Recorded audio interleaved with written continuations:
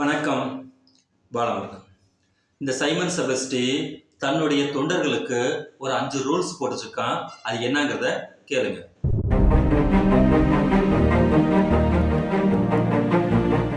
திருச்சியிலிருந்து அண்ணன் பேசுறது ஒட்டுமொத்த நாம் தமிழர் பிள்ளைகளுக்கு தான். அரங்கத்துக்குள்ள அலைபேசி அனுமதி கிடையாது. அது எப்போ அண்ணனை சந்திக்க வந்தாலும் நீங்கள் வச்சுட்டு தான் வரணும். பாடம் எடுக்கணும்னா இந்த ஒழுங்கு தான். ஒரு நேரத்தை பொறுப்பாளர் சொல்லி அண்ணா நாங்கள் குடும்பத்தோட படம் எடுத்துக்கிடுவோம்.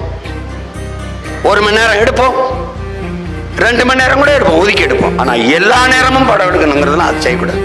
அது ஒழுங்கு இல்லை. படம் எடுக்கிறது எல்லா நேரமும் இல்லை. என் தங்கச்சி கணவர் இறந்து போயிட்டாரு, நான் என் மனைவி போய் மதுரை விண்ணூர் நிலையத்தில் இறங்கி வேகமாக ஓடிட்டு இருக்கோம். அங்கே 10 பேர் படம் எடுக்கணும்னு நிற்கிறான். நம்ம எதையுமே காட்ட முடியாது. எடுத்தேன், அப்புறம் சிரிச்சு தான் எடுத்தேன். ஒரு ஒழுங்குக்கு வந்துடும். நீங்கள் ஒரு கருத்தை பேச நினைக்க மேடையில் வாய்ப்பு இல்லை. அந்த கருத்தில் சொல்ல வந்தது சொல்ல முடியல, அப்படியே பேசி ஏற்றி விடுங்க. நம்மளுடைய தகவல் தொழில்நுட்ப பிரிவுக்கு அது பரப்பி விட்டுரும். அவ்வளோதானே. உங்கள் பகிரி குழுவில் போடுங்க, அது அப்படியே போகும். நீங்கள் நமக்கு நாமே ஊடகமாக மாறிக்கிறோங்க. ஏன்னா நம்ம இல்லை. உங்கள் வீட்டில் பீரங்கி இல்லை, துப்பாக்கி இல்லை, வேல் இல்லை, வெட்டர்வா இல்லை, ஒன்றும் இல்லை. தொடப்ப கட்டக்கம்பு இருக்குது, எடுத்துக்கிட்டு கிளம்பிற அடி, அதை வச்சு அடி. அந்த தொடப்ப கட்டக்கம்பு தான் இந்த உனக்கிட்ட இருக்கிற செல்ஃபோன். அதையே நீ மீடியாவாக மாற்று. இதை இந்த கேட்டீங்கன்னா, இந்த சைமனை போறவன் வர்றவன் எல்லாம் வச்சு இப்போ உரின்னு உரிக்க ஆரம்பிச்சிட்டாங்க. கொஞ்ச நாளைக்கு முன்னாடி, அதாவது ஒரு 10 வருஷத்துக்கு முன்னாடி செல்போனோட பயன்பாடு ஆரம்ப காலகட்டத்தில் இருக்கும் போது அதிகபட்சமாக இந்த திராவிடர் இயக்க தோழர்கள் எல்லாருமே பெரிய அளவிற்கு நமது கொள்கைகளை இந்த இணைய வழியாக கொண்டு போய் சேர்க்கணுங்கிற எண்ணம் அவங்களுக்கு பொதுவாகவே கிடையாது. அவங்களுடைய நிலைப்பாடுகள் எல்லாமே அரங்க கூட்டம், பொதுக்கூட்டம், தெருமுனை பிரச்சாரம், இந்த மாதிரி இருக்கக்கூடிய சூழ்நிலையில ரொம்ப தீர்மானமாக செல்போன் வழியில, இந்த வாட்ஸ்அப் வழியில ஒரு மிகப்பெரிய கட்டமைப்பை மக்கள்கிட்ட கொண்டு போய் சேர்க்கலாம் அப்படின்னு சொல்லிட்டு இந்த பிஜேபி உடைய ஐடி விங் இருக்கு பாத்தீங்கல்ல, RSS உடைய ஐடி விங் என்ன பண்ணிருக்காங்க கேட்டீங்கன்னா, ஆரம்ப காலகட்டத்தில் இருந்தே தொடர்ச்சியாக பொய் பிரச்சாரங்களை வந்துகிட்டு செய்யக்கூடிய வேலையை தெளிவா செஞ்சுட்டு வந்தாங்க. அதன் அடிப்படையில மக்கள்கிட்ட மிகப்பெரிய அளவிற்கான உண்மைத்தன்மையை மறைத்து மீடியாவின் வழியாக சுத்தமான பொய்களை மக்கள்கிட்ட வந்துட்டு வெளிப்படுத்தக்கூடிய சூழ்நிலையை அப்படியே இந்த நாம் தமிழர் கட்சிக்கு கொடுக்கவும், இது ஒரு அசைன்மெண்டா கொடுக்கவும் இவனுக்கு மிக தெளிவாக அந்த வேலையை பரப்ப ஆரம்பிச்சாங்க. அதன் அடிப்படையில இங்க திராவிடத்தை வீழ்த்துவோம் அப்படின்னு சொல்லிட்டு இங்க ஒரு 300க்கு மேல இருக்கக்கூடிய ஃபேக் ஐடிஸ் எல்லாம் கிளம்பி வந்துக்கிட்டு 400க்கு மேல, நான் எது சொல்றது, ஒவ்வொரு நாளும் இந்த வேலையை செய்ய ஆரம்பிக்கவும். அப்போதான் நம்மளோட அழகு உஷாராக ஆக ஆரம்பிச்சாங்க. அதன் அடிப்படையில இவனுங்களை போட்டு இவனுங்க என்னெல்லாம் கருத்து சொல்றாங்களோ அதன் அடிப்படையில் எல்லாத்தையும் திருப்பி வச்சு செம்மையா அடின்னு அடிக்கவும் இப்ப ஆட்டம் காலி படுதா காலின்னு சொல்லி அரண்டு போய் உட்காந்துருக்காங்க. அதன் அடிப்படையில இப்ப என்ன கருத்துக்களை இவன் பேசலாம் அப்படின்னு சொல்லிட்டு என்ன பேசலாம் அடுத்த நிமிஷமே பதிலடி கொடுக்க ஆரம்பிக்கிறாங்க. பின்னாடியே தான் கட்சிக்குள்ளேயே கேமராவை கொண்டு வந்து வச்சு இவர்களுடைய அந்த அந்தரங்கமான விஷயங்கள் எல்லாம் வெளியில கொண்டு வந்து வைக்கக்கூடிய உள்ள அரசியல் வேலையும் நிறைய ஏற்படவும் இந்த ஆள் உஷாராக மாறி என்ன சொல்லிட்டான்னு கேட்டீங்கன்னா, கண்டிப்பா இவங்க நடக்கக்கூடிய அந்த கூட்டத்துக்குள்ள எவனுக்கும் செல்போனை பயன்படுத்துவதற்குரிய அனுமதி கிடையவே கிடையாது. அதனால நான் பட்ட அவஸ்தை போதும் அப்படின்னு சொல்லிட்டு இந்த ஆள் சொல்றான்னா, சாட்ட மாமா பயலுக்கு இது பொருந்துமா அப்படிங்கிறத முக்கியமான கேள்வி. இந்த இடும்பாவனம் கார்த்திக்னு சொல்லிட்டு தெரியறானே ஒருத்தன், அவனுக்கு பொருந்துமா? அவங்களும் செல்போனை உள்ள வச்சுக்கணுமா? அவன் செல்போனை எடுத்துக்கொண்டு சீமான்ட்ட கொடுத்துடணுமா அப்படிங்கிறது $1 மில்லியன் கேள்வி. ஏன்னு கேட்டீங்கன்னா, இப்போ வெளியில இருக்கக்கூடிய ஆட்கள் இவனை படம் பிடிக்கிறாங்களோ இல்லையோ, உள்ள இருக்கக்கூடிய இவன் எந்த நேரத்துல என்ன மாதிரி நம்மள எந்த ஆங்கிள் படம் எடுத்து போடுவான் அப்படிங்கிற பதட்டத்துல ஒரு புது ரூல்ஸ் போட்டு வச்சிருக்கான். அதுதான் செல்போனை பயன்படுத்துவதற்கு தனி டைம் வச்சுக்குவாராம். ஏன்னா இவர் பெரிய அமெரிக்காவுடைய மிகப்பெரிய அதிபர் இல்ல, வர்றவன் போறவங்க எல்லாருமே இவர்கிட்ட ஒரு செல்ஃபி போட்டோ எடுக்கக்கூடிய அளவுக்கு எடுத்து வீட்டுல மாட்டி வச்சுக்கிட்டு ஒவ்வொரு நாளும் அந்த போட்டோவை பார்த்தா தானே இவங்க எல்லாத்துக்கும் சாப்பாடு உள்ள போகும், வேலை செய்யணுங்கிற எண்ணமே வரும். அந்த அளவுக்கு இவர் பெரிய ஃபெமிலியர் பேசும்ல, அதனால இவர் டைம் பிக்ஸ் பண்ணிக்குவாராம். அந்த டைம்ல தான் எல்லாருமே போட்டோ எடுத்துக்கணுமா. இப்படி ஒரு ரூல்ஸ் இந்த தற்கூரி போட்டு வச்சிருக்கான். 2வது ரூல்ஸ் என்னன்னா, இது அதை விட கொடுமையான விஷயம்.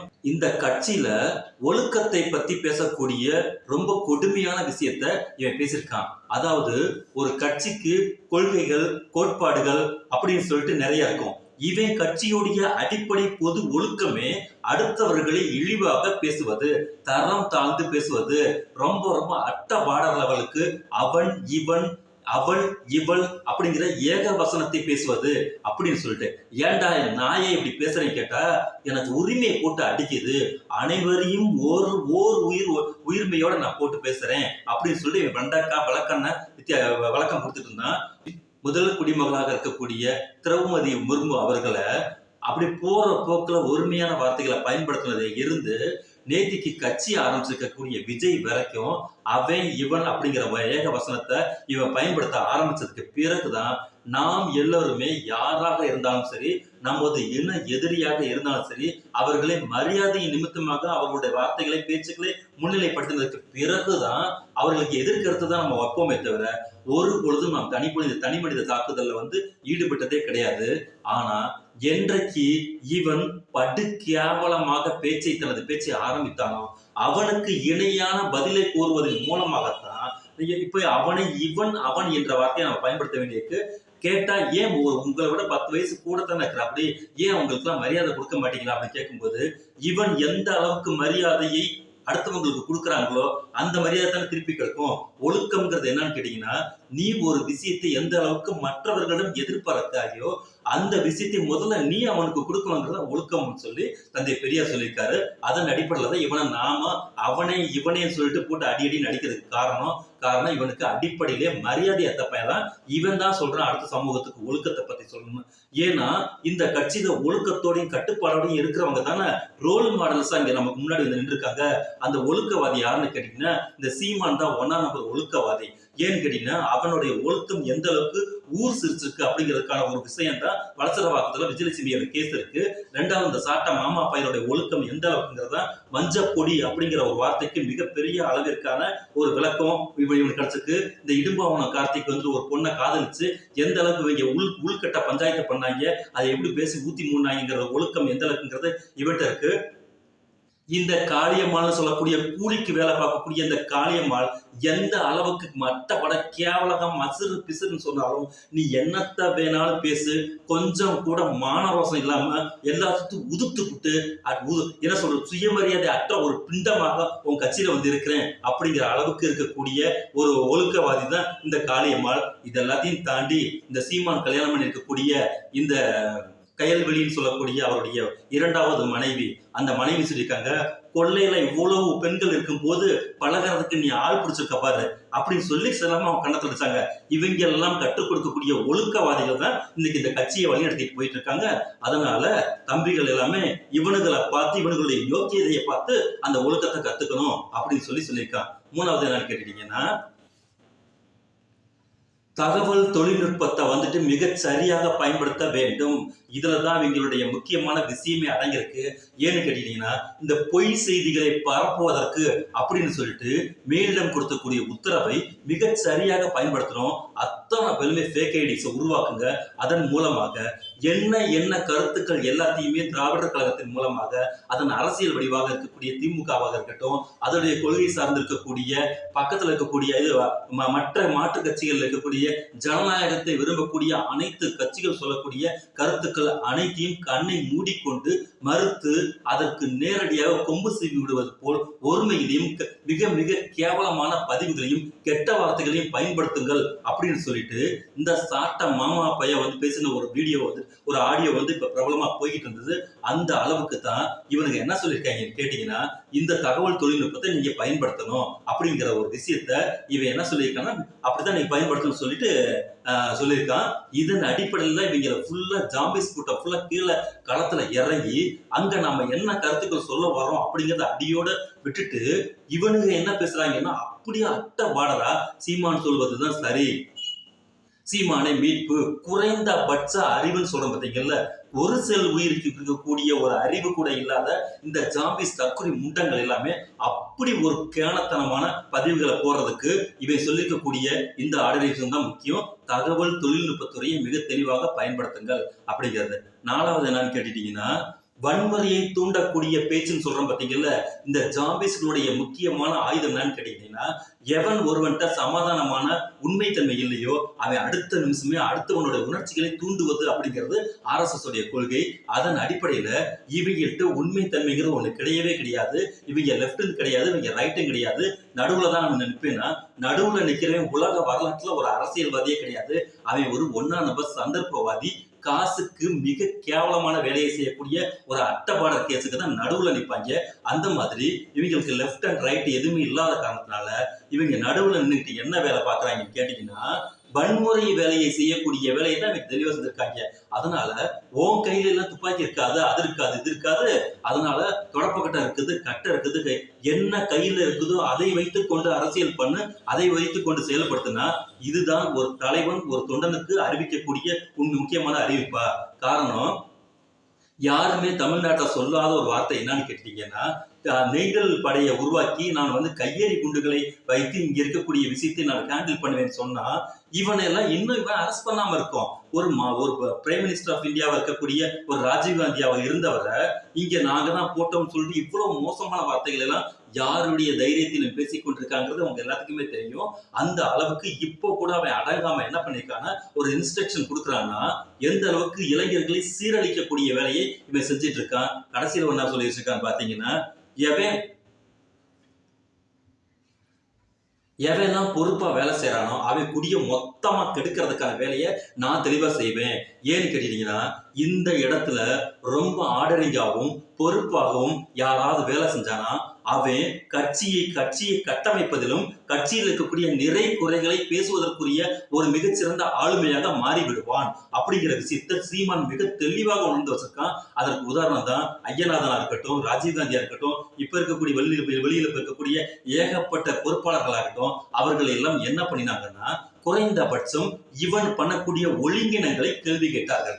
ஒரு இடத்துக்கு நீங்க வரனா நீ ஏன்டா வந்துகிட்டு எனக்கு ஏசி ரூம போடு, ஜிம்ம போடு, நீ எங்க குடியா கிடக்க போற, படுத்தா கிடக்க போற, மாட்டுக்கறிய பங்கு ஆட்டுக்கறிய அவ்வளவு செலவுகளை இழுத்து விடுறியே, எனக்கு ஒரு நாளை என் குடி ஃபுல்லா கெட்டுச்சுடான்னு சொல்லிட்டு ஒரு பொறுப்பாளர் ஒரு மாவட்டத்துக்கு வர்றாங்கன்னா பயங்கரமா செலவு இழுத்து கொடுக்கக்கூடிய ஒரு கேடுகிட்ட வேலையை ஃபாரின் சரக்கெல்லாம் இருந்தா தான் இந்த இடத்துக்கு நான் வருவேன்னு சொல்லக்கூடிய அளவிற்கு இவை செயல்படுறான்னா அதனால பாதிக்கப்படுறவங்க கேள்வி கேட்க மாட்டாங்களா? கேள்வியை கேட்கக்கூடிய இடத்துக்கு யார் ஒருவர் வருகிறாரோ அவனுடைய உடனே பிடிச்சு முதல்ல வெளியே தள்ளக்கூடிய ஆள் தான் இந்த சைமன். அதனால யாரெல்லாம் கட்சியில் மிக தெளிவாக வேலை செய்கிறார்களோ அவர்களை மிக தெளிவாக நான் கண்காணிப்பேன். அந்த கண்காணி வேலையின் மூலமாக அவர்களை உடனே அட்டபாடர் பண்ணி உங்களை வெளியில தள்ளி விட்டுருவேன்.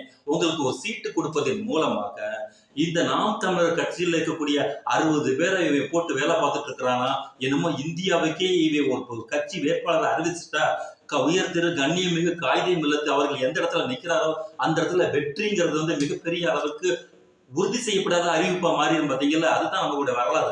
அந்த மாதிரி வேணுமோ அறிவிக்கக்கூடிய அத்தனை ஆட்களுமே வந்துகிட்டு வெற்றியை நோக்கி பயணம் செஞ்ச மாதிரி வெக்கம் இல்லாம பேசிட்டு இருக்கான். அதன் அடிப்படையில இவன் அறிவிக்கக்கூடிய அத்தனை வேட்பாளருமே டெபாசிட் இழந்து தனது சொத்தை இழந்து மானம் மரியாதையை இழந்து கடைசியில வாழக்கூடிய உரிமையவே இழந்து தற்கொலை செய்து கொள்ளக்கூடிய அளவிற்கான மனநிலைக்கு கொண்டுட்டு போய் விட்டுருக்கா இவனுடைய முன்னாள் வேட்பாளர்கள். அவர்கள் எல்லாமே கல்விகளை ஊத்துனதுக்குள்ள நம்ம ஏற்கனவே பார்த்தோம். அதன் அடிப்படையில கட்சியில எவன் கரெக்டா வேலை பார்க்கறானோ எவன் அறிவை கொண்டு வந்து யோசிக்கிறானோ அவனை எல்லாத்துக்கும் சீட்டு கொடுத்து அவன் குடிய சுத்தமா நான் கெடுத்துருவேன் அப்படிங்கிறத சொல்லியிருக்கான். இதன் பிறகும் இதற்கு பின்னாடியும் இந்த தம்பிகள் எல்லாருமே அவன் பேச்சை கேட்டுட்டு தான் நான் போய் தான் குழியில விழுவேன்னு சொன்னா நாம என்ன பண்றதுன்னா ஒண்ணுமே பண்ண முடியாது. காரணம், இந்த இளைஞர்களின் மீது தான் நாம நம்பிக்கையை வச்சு பேசிட்டு இருக்கோம். ஆனா இவன் பேசக்கூடிய பேச்சில் இருக்கக்கூடிய சூது இருக்கு பாத்தீங்கல்ல, அந்த சூதை மிக கூர்மையாக கவனித்தால் மட்டும்தான் இவன் நம்மளால இவன் என்ன பேசுறாங்கிறத புரிஞ்சுக்க முடியும். ஆனா அந்த அளவுக்கு எல்லாம் பக்குவம் இல்லாத இளைஞர்களை அந்த உணர்ச்சி மிகுந்த வார்த்தைகளின் மூலமாக அப்படியே கவர் பண்ணி ஒட்டு மொத்தமாக இன்னைக்கு சூழ்நிலைக்கு நமது கையாளாக வைத்துக் கொள்ளலாம். நாளைக்கு அவன் யோசனை பண்ணி ஒரு பேட்ச் ஃபுல்லா வெளியில போறான்னா நாளை மறுநாள் இன்னொரு பேட்ச் ஃபுல்லா நமக்கு வருவாங்க அப்படிங்கிற மிகப்பெரிய நம்பிக்கையில தான் இந்த திமிர்வாதம் பிடிச்சிருக்கக்கூடிய இந்த சைமன் செபஸ்டிகள் இங்க தமிழ்நாட்டையும் சரி இங்க இருக்கக்கூடிய மக்களையும் சரி காட்டி கொடுப்பதற்கு குறைந்தபட்சம் வெக்கமே இல்லாமல் மிக மூர்க்கத்தனமாக செயல்பட்டுக் கொண்டிருக்கிறார்கள். ஆகவே இளைஞர்கள் அனைவரும் குறைந்தபட்சம் வாசிப்பு அறிவு வேண்டும். அந்த வாசிப்பின் மூலமாக யார் ஒருவர் என்ன கருத்துக்களை சொல்கிறார்கள் என்பதை ஆராய்ந்து பார்த்து அவர்களுடைய அறிவு என்ன சொல்கிறது என்பதை ஏற்றுக்கொண்டு நடந்தால்தான் இந்த சமூகத்தை நம்ம காப்பாற்ற முடியும். நாமளும் பேசாம போயிட்டோம்னா இவங்களுடைய பேச்சு மிக அதிகமாக போயிடும். அது இந்த சமூகத்துக்கு மிகப்பெரிய சாபக்கேடு, அவலம். ஆரம்பிக்கலாம்.